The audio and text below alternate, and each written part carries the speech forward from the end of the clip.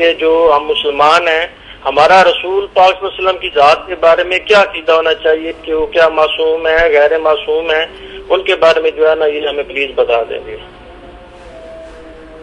یعنی ایک مسلمان کا اپنے پیغمبر صلی اللہ علیہ وسلم کے متعلق نظریہ جو ہے اور ایمان کس نوعیت کا ہونا چاہیے، اس کی ذرا وضاحت چاہ رہے ہیں بھائی۔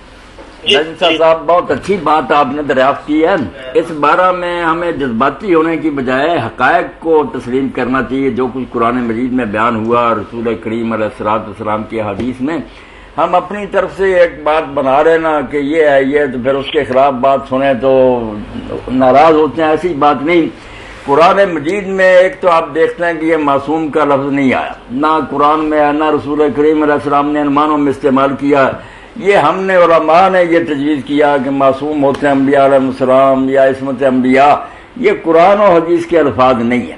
اب یہ بات کیا قرآن کیا کہتا ہے، قرآن سے یہ پتہ چلتا ہے اور عقل کی بھی بات ہے کہ وحی کی تبلیغ، یعنی اللہ کا کلام جو کچھ اللہ کے رسول پر نازل ہوتا ہے اور وہ امت تک پہنچاتا ہے، اس میں اللہ کی حفاظت اس کے ساتھ ہوتی ہے، اس میں ایک ذرے کی کمی بیشی نہیں ہو سکتی، نہ شیاطین اس میں دخل دے سکتے ہیں، نہ رسول اس میں کمی بیشی کر سکتا ہے۔ اتنا پیرا اور نگرانی ہوتی ہے سورہ جن میں، فرشتے آگے پیچھے گارڈ دیں کہ وہ کلام لوگوں تک صحیح پہنچے۔ اس حد تک تو معصوم ہونا یا اللہ کی طرف سے حفاظت ثابت ہے۔ دوسری بات ہے کہ جب وہ اس پر عمل کرتے ہیں، اس میں بھی یہ بات ہے کہ اپنی لائی ہوئی شریعت کی مخالفت وہ جان بوجھ کر نہیں کرتے۔ جیسے ہم کبیرہ گناہ کرتے ہیں نفسانی خواہشات سے نہیں، پیغمبر میں اتنا تقویٰ ہوتا ہے، اللہ تعالیٰ پر اتنا ایمان اور یقین ہوتا ہے کہ وہ کبائر کا مرتکب نہیں ہوتا، کبیرہ گناہ جان بوجھ کر نہیں کرتا۔ اب ایک بات ہے جس کو سارے مانتے ہیں، لفظ اس کے لیے شاہ صاحب جو جی چاہے کو بیان کرے، کوئی کہتا ہے یہ خلاف اولا ہے، کوئی کہتا ہے یہ ذلت ہے لغزش ہے، کوئی کچھ کہتا ہے۔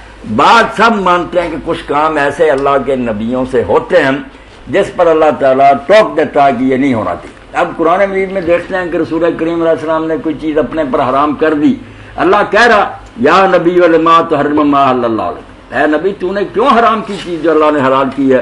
اسی طرح سورہ توبہ میں کہتا ہے عفا اللہ عنک لما اذنت لهم، اللہ نے تجھے معاف کیا، تو نے ان منافقوں کو کیوں اجازت دی؟ اجازت نہیں دینی تھی تاکہ ننگے ہو جاتے، جانا تو انہوں نے پھر بھی نہیں تھا، بہانہ بنا لیا کہ آپ نے اجازت دی ہے۔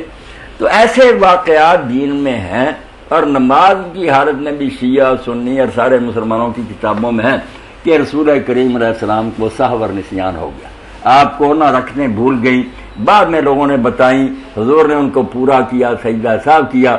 یہ شیعہ کی بھی اصول اربعہ کی کتابوں میں صحیح سندوں سے ہیں، سنیوں کی بھی ہے۔ اب اپنی طرف سے جب لوگوں نے کہا کہ نہیں نبی جو ہے اس کو سہو اور نسیان نہیں ہوتا، تو اس پر سب سے پہلے شیخ صدوق رحمۃ اللہ علیہ نے یہ کہا کہ یار تم نے غلوب کا آغاز کر دیا، نبی کو نبی نہیں اب خدا بنانے لگے کو وہ نہیں بھول جاتے ہیں۔ اب بات پتہ چل گیا کہ دین پہنچانے میں غلطی نہیں کرتے، دین پر عمل کرنے میں جان بوجھ کر خدا کے حکم کی نافرمانی نہیں کرتے، مگر کئی ایسی چھوٹی موٹی باتیں ہوتی ہیں جن میں وہ سمجھتے میں ٹھیک کر رہا ہوں، مگر اللہ تعالیٰ ٹوک دیتا ہے کہ نہیں آپ کی رائے درست نہیں۔ اس کو علماء خلاف اور اولا کہتے ہیں، شیعہ علماء سنی بھی ایسے کہتے ہیں کہ وہ بہتر نہیں کام ہوا۔ بات آپ ادب سے جیسے جیچا کریں، بات ایسی ہوتی کہ اللہ تعالیٰ کہتا ہے کہ یہ نہیں ٹھیک نہیں۔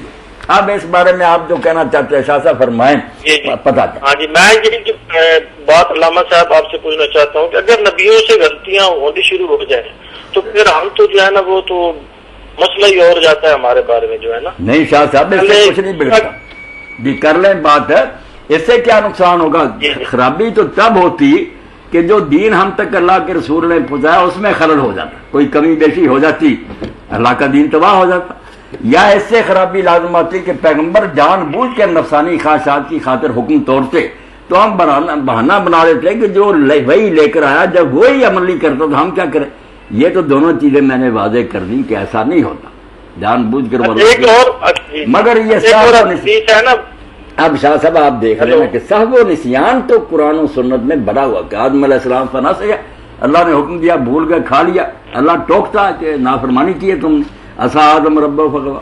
تو اس سے ہمیں کیا نقصان ہوتا؟ ہم نے اس کی غلطی کو دہرانا ہے، ہمیں بتایا جاتا ہے کہ دیکھو اس نے غلط کیا تو میں نے ان کو نہیں معاف کیا، تم کون ہو؟ یہ تو دین میں ایک عمدہ مثال قائم ہو جاتی ہے کہ چھوٹی موٹی باتیں جو ان کی شان کے لحاظ سے غلطی شمار ہوئی ہمارے لیے شاید وہ جائز ہی ہوتی، اللہ اس پر بھی ٹوک دیتا کہ تمہارے بلند مرتبے کے لائق نہیں، مقربان را بیشتر بہت حیرانی، جتنے وہ اللہ کے زیادہ پیارے ہوتے ہیں اتنی ان کی پکڑ زیادہ ہوتی ہے۔ حسنات ابرار سیئات المقربین، عام لوگوں کی نیکیاں مقربین کے گناہ شمار ہوتے ہیں۔ وکیل عدالت میں اگر تھوڑی سی ادھر ادھر کی بات کرے توہین عدالت اس پر لگ جاتی ہے۔ ہم دیہاتی لوگ جو جی کیا کرے وہ کہتے ہیں گنوار ہیں یار، جو جی کیا کرتے ہیں۔ دیکھیں تو آپ کے قرآن میں اور حدیث پاک میں ایسا ہے کہ نہیں کہ اللہ نے ٹوکا کہ تو نے یہ کام کیوں کیا؟ اگر وہ ٹھیک تھا تو اللہ نے کیوں ٹوکا؟ قرآن کو دیکھنا شاہ صاحب، اپنی طرف سے تو ہم نے عقیدے نہیں کرنے، اور یہ غلطی کرنے سے بھی ہمیں بہت اسوا ملا کہ نماز میں آپ کو بھول لگی تو اسی سے دین میں یہ چیپٹر مکمل ہوا کہ اگر بھول جائیں تو کیا کریں، سجدہ صاحب کی سنت قائم ہوئی، اس سے نقصان ہی ہوا۔ جان بوجھ کر وہ رکھنے کم و بیش اس میں کرتے تھے پھر مجرم ہوتے۔ بھول جانا تو انسان کے لیے ایک بشری بات، یہ جرم نہیں، گناہ نہیں، امت کے لیے ایک نمونہ قائم ہے۔ جی فرمائیں۔ نبیوں کے بارے میں نا، اصل میں آپ یہ کہتے ہیں نا کہ جو نبی کی پہچان یہ ہوتی ہے کہ وہ جھوٹ نہیں بولتا، اور یعنی کہ اگر کوئی پیشن گوئی کرے تو پوری ہوتی ہے۔ اگر وہ کرے اور چیلنج کرے کہ یہ اللہ کی طرف سے پیش گوئی ایسا ہو کر رہے گا جی، تو پھر وہ بات پوری نہ ہو تو پھر کیا اعتبار رہ گیا اس کا؟ جی تو اب اصل میں ادھر ایک کوشچن میں نے پوچھا ہے کہ اب نبیوں سے جس طرح کہتے ہیں کہ حضرت موسیٰ سے ایک آدمی قتل ہو گئے تھے، اسی طرح کیا کہتے ہیں انبیاء سے حضرت آدم نے بھی غلطی کی تھی ایک، تو اب اگر یہ تو آپ دیکھتے ہیں نا، میں جو ہم لوگ کہتے ہیں انبیاء معصوم ہے، یہ بھی کہتا ہوں کہ یہ فکرہ خود ہی گڑا ہے، نہ قرآن میں ہے نہ حدیث میں ہے، علماء نے آپ کی تجویز کر لیا۔ تو انبیاء علیہ السلام بالکل واقعی ہماری طرح کے معاذ اللہ گناہ تو نہیں کرتے، بدماشیاں اور جرم جانتے بوجھتے، مگر بہت سے کام ایسے ان سے ہو جاتے ہیں جو اپنے خیال میں وہ سمجھتے ٹھیک ہے، مگر اللہ تعالیٰ اس پر پکڑ لیتا کہ یہ غلط ہوا۔ اب آدم علیہ السلام کا قصہ بہانے بناتے ہیں، جب خود اللہ کہتا ہے عصا آدم ربہ، آدم نے اپنے رب کی نافرمانی کی اور وہ رائے راہ سے بھٹک گیا۔ انہوں نے بھی کہا ربنا ظلمنا، اور اللہ نے توبہ قبول کی، درجہ ان کا پہلے سے بلند ہو گیا توبہ سے۔ نوح علیہ السلام نے بیٹے کے لیے دعا کی، وہاں بھی فرمایا کہ میں تجھے ہدایت کرتا ہوں کہ جاہروں سے نہ ہو۔ انہوں نے بھی پھر دعا مانگی کہ اگر تو نہ بخشے رحم نہ کر میں تو تباہ ہو جاؤں گا۔ ابراہیم علیہ السلام نے باپ کے لیے دعا کی، وہ بھی اللہ کہتا ہے ان کی ساری زندگی نمونہ، مگر یہ غلط بات ہے کہ انہوں نے مشرک باپ کے لیے دعا کی۔ موسیٰ علیہ السلام سے قتل ہو گیا، انہوں نے کہا یہ شیطانی کام ہو گیا۔ تو یہ جو بنا لیا نا اللہ تعالیٰ کی طرح سبوح قدوس بے عیب اور پاک کہ کوئی غلطی نہیں ہوتی، یہ بالکل غلو اور زیادتی ہے۔ قرآن مجید ابن تیمیہ کہتے ہیں یار باطنیوں کی طرح تم کس کے ساتھ کی تعویل کرو، مانو کہ وہ جان بوجھ کر اللہ کی نافرمانی نہیں کرتے مگر غلط کام ہو جاتے۔ تو یہ کاموں کی بات ہے، دین جو پہنچاتے ہیں نا وہ اللہ کی طرف سے، اللہ نے ایک اس میں نہیں اللہ غلطی ہونے دیتا، آگے پیچھے فرشتے لگا دیتا ہے جو سورہ جن میں آتا ہے کہ اس وقت سزا نہیں ہوتے جب تک اللہ کا رسول وہ کلام لوگوں تک پہنچا نہیں لیتا۔ تبلیغ رسالت جو ہے نا، پیغام خدا کا پہنچانا، اس میں نہیں غلطی ہوتی کوئی۔ اور دوسرا جو ہے کہ وہ پیش گوئی کرے جو غیب کی بات ہے، سوائے اللہ کے کوئی نہیں جانتا، اس کی طرف سے کہہ کہ یہ ہے ہوگا ایسا ہے، اور چیلنج کرے کہ نہ ہوگا تو مجھ کو نبی نہ سمجھے، پھر وہ ثابت نہ ہو تو پھر تو کام خراب ہے۔ یہ جو ہے نا زندگی میں اپنے عمل کہ کچھ کام اپنے خیال میں صحیح کیے۔ اب آدم علیہ السلام تو اس لیے درخت کی طرف چلے گا کہ ابلیس نام مراد نے کہا کھا لو گے تو ہمیشہ کے لیے زندہ ہو جاؤ گے، فرشتے لالچ میں آ گئے، ورنہ ان کی اپنی نیت کوئی حکم توڑنے کی نہیں تھی۔ تو غلطیاں ہوتی ہیں مگر پیغام پہنچانے میں اور پیش گوئی میں کوئی نہیں رسول کی بات غلط ہوتی، اس طرح تو اعتبار ہی اٹھ جائے دین پر۔ اس کا کوئی حوالہ دے نا وہ آدمی، یہ اپنی زندگی میں جو کام کیے ہیں کچھ اللہ کو ناپسند آئے، حضور نے شاید حرام کیا، اللہ نے کہا ہے نبی تو کیوں حلال کو حرام کرتا؟ منافقین نے بہانے بنائے جنگ تبوک میں تو اللہ نے کہا تم نے کیوں اجازت دی؟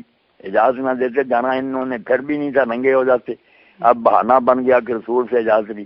تو ایسی چیزیں اللہ تعالیٰ نے قرآن میں بیان کی ہیں کہ لوگ نبیوں کو خدا نہ بنا لیں، تو انسان ہی ہے، ہو جاتی غلطی۔ مگر یہ دو باتیں جو تبلیغ رسالت کے اللہ کا پیغام جب پہنچاتے ہیں اس میں کمی بیشی نہیں، اور دوسرا جب وہ اخبار غیب کہ یہ ہوگا اللہ کے بھروسے پر کہتے ہیں کہ اللہ نے یہ بتایا، پیش گوئی یہ نہیں غلط ہوتی، اس کا کوئی حوالہ وہ بھائی دے نا، دوسری باتوں کو کیا کرنا۔ یہ نہیں بس یہی کوشچن تھا کہ ہم قادیانیوں کو کیا جواب دینا، تو آپ نے بتا دیا نہیں. قادیانیوں نے پیش گوئی کی اور پیش گوئی 20-25 سال دہرائی اپنی ہر کتاب میں، کہا میرے سچے اور جھوٹے ہونے کی پہچان ہی یہی پیش گوئی ہے کہ وہ محمدی بیگم کے وارث میرے پکے دشمن ہیں. وہ کہتے نہیں ہوگا، مجھے اللہ نے کہا تیرا نکاح آسمان پر ہو گیا، یہ تیرے نکاح میں آئے گی، شادی بھی ہوگی، پھر کہا کنواری آئے یا بیوہ ہم لائیں گے. پھر کہتا میں بیمار ہو گیا اور مجھے کچھ شک گزرا، پھر وہی آئی الحق کو میرے رب کا، یہ تیرے رب کی طرف ہونے والا واقعہ ہے، شک نہ کر. مرتے دم تک منتظر رہا، نہ وہ کنواری آئی نہ بیوہ آئی. یہ اس طرح کی باتیں تھوڑی آدم علیہ السلام کی طرح کی، یہ تو اس نے اللہ کے کہنے پر کہا کہ اللہ نے میرا نکاح کر دیا ہے، مجھے یہ بتایا ہے، اگر میں اس میں سچا نہ نکلوں جھوٹا. یہ تو خود لاہوری پارٹی کے لوگوں نے پھر کئی مرتبہ کہا کہ آسمان زمین گواہ کہ مرزا صاحب کی یہ پیش گوئی جھوٹی نکلی، کوئی نہیں سچی ثابت ہوئی. دو باتیں آپ نے سمجھ لی نا، جب اللہ کا کلام پہنچاتے ہیں اس میں کمی دیکھی نہیں ہو سکتی دین کی باتوں میں. اور دوسرا جو پیش گوئی کریں وہ پوری ہوگی، وہ چونکہ پیش گوئی اپنی طرف سے تھی نجومیوں کی طرح کرتے، وہ تو اللہ کے کہنے پر کرتے ہیں، جی بالکل وہ بات نہیں غلط ہو سکی. صحیح.